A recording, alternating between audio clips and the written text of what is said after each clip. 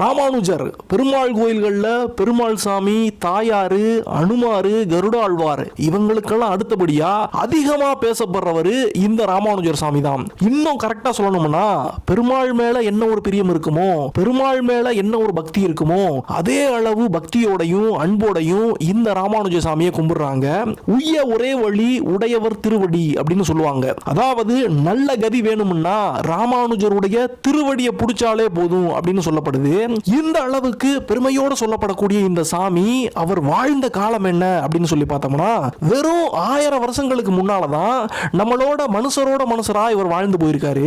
சரி, எத்தனையோ சாமியார்கள் இவருக்கு முன்னாலையும் சரி இவருக்கு பின்னாலையும் சரி பெருமாள் சாமி மேல பக்தி செலுத்திட்டு தான் வந்திருக்காங்க. அதுலயும் குறிப்பா சொல்லணும்னா இந்த வைணவம் அப்படின்னு சொன்னாலே அந்த 12 ஆழ்வார்கள் தான் நம்ம ஞாபகத்துக்கு வருவாங்க.